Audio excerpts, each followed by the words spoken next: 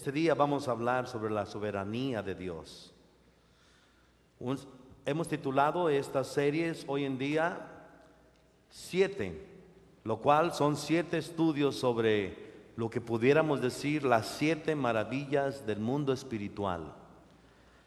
Esto lo vas a llevar a tu casa, esto lo vas a llevar a tu trabajo y vas a aprender cómo Dios es soberano por sobre todas las cosas. Este tema de la soberanía de Dios es muy complejo.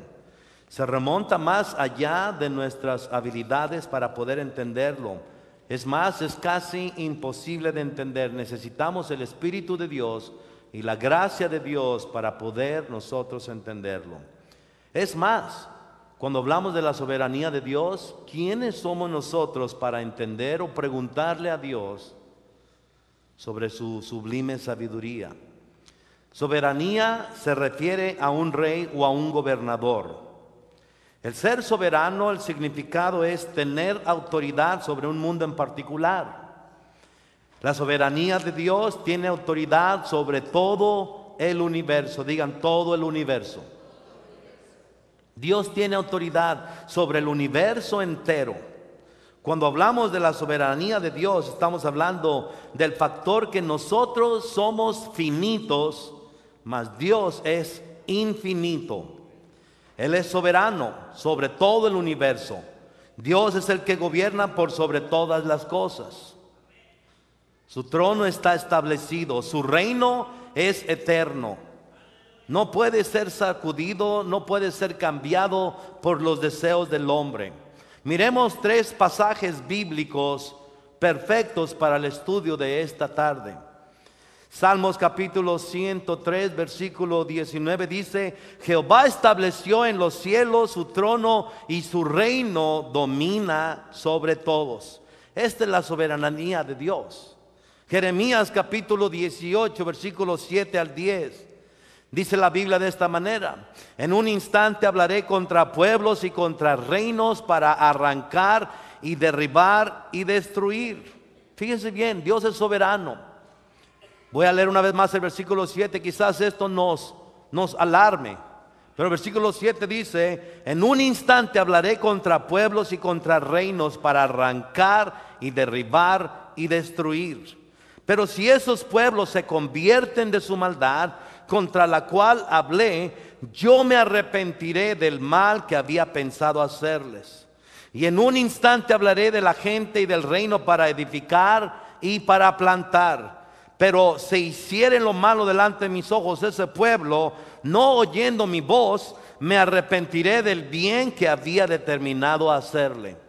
En otras palabras, está conforme al pueblo de Dios, obedezca a Dios, si nos va bien o nos va mal. Ok, en Daniel capítulo 4, versículo 28 al 35, está en el PowerPoint y lo pueden mirar en su Biblia también. En el versículo 28 de Daniel, capítulo 4, versículo 28, dice: todo esto vino sobre el rey Nabucodonosor. Todos digan Nabucodonosor. Ok, parece trabalenguas, pero no es, ok. Sí lo puede decir, Nabucodonosor. Ok, muy bien. Le voy a dar un 10. Dice: todo esto vino sobre el rey Nabucodonosor. Dice: al cabo de 12 meses, paseando en el palacio de Babilonia, el rey Nabucodonosor dijo esto: ¿no es esta la gran Babilonia que yo edifiqué para casa real con la fuerza de mi poder y para gloria de mi majestad? Mucho cuidado cuando decimos eso en cuanto a todo lo que hayamos logrado. Has logrado un apartamento, has logrado una pequeña casa de 2 o 3 recámaras, has logrado que esa casa tenga un garage y que esa casa tenga doble piso, y has logrado un negocio, pequeño o grande que sea. Ten cuidado de decir: esto lo he logrado yo, esto es lo que yo he logrado. No. Si tú y yo sin Dios no hemos logrado nada. Tú y yo con Dios podemos lograr grandes proezas, pero sin Dios no podemos lograr nada. Y es gracias a Dios que hemos logrado todo. Digan: gracias a Dios que he logrado lo que he logrado. Dice en el versículo 31: aún estaba la palabra en la boca del rey. Él estaba Él estaba como pavo real, hablando sus grandezas, hablando lo que él orgullosamente había edificado según él, y todavía estaba él orgullosamente hablando las palabras cuando vino una voz del cielo. En el versículo 31 dice: a ti se te dice, rey Nabucodonosor. No le dijo a ti se te dice, pero le nombró su nombre.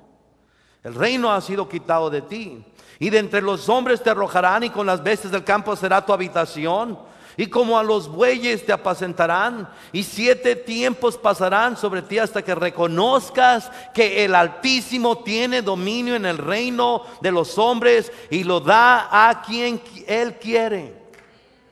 Esta es la soberanía de Dios. Versículo 33: en la misma hora se cumplió la palabra sobre Nabucodonosor, y fue echado de entre los hombres. Y Nabucodonosor comía hierba como los bueyes, y su cuerpo se mojaba con el rocío del cielo, hasta que su pelo creció como plumas de águila, y sus uñas como las de las aves. Mas al fin del tiempo, de los 7 tiempos, yo, dijo Nabucodonosor, ya vuelto en sí, alcé mis ojos al cielo, y mi razón me fue devuelta, y bendije al Altísimo, y alabé y glorifiqué al que vive para siempre, cuyo dominio es sempiterno o para siempre, y su reino por todas las edades. Fíjense bien ahora lo diferente. Versículo 35: todos los habitantes de la tierra son considerados como nada, y Él hace según su voluntad en el ejército del cielo y en los habitantes de la tierra, y no hay quien detenga su mano, y no hay quien le diga: ¿qué haces? ¿O por qué lo haces? ¿O para qué lo haces? Los versículos 34 y 35 definen a un hombre arrepentido, a un hombre que fue hasta abajo y se dio cuenta que él no lograba todo, sino que era a través de la soberanía de Dios.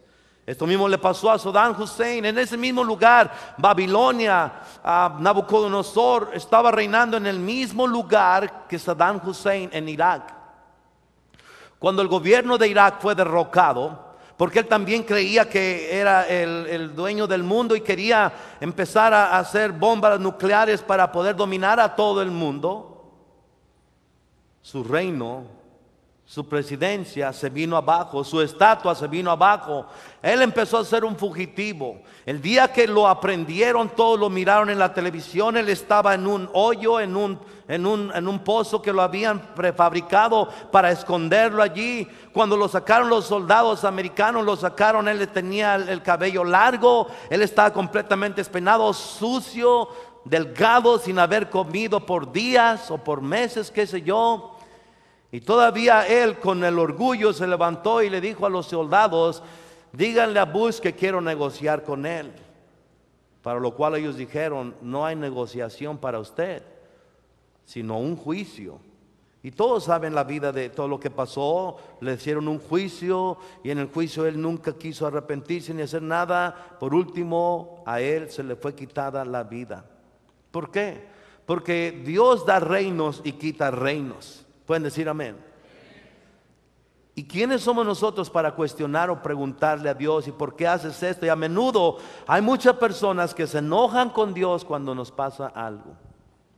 Ahora, el sentido abstracto, creo que no tenemos nosotros ningún problema con la teología o doctrina de que Dios está a cargo de todo el universo y a cargo de todo lo que está en el cielo. No tenemos dificultad para creer eso o para aceptar eso. Conocemos que Dios nombra cada estrella por su nombre y la sostiene.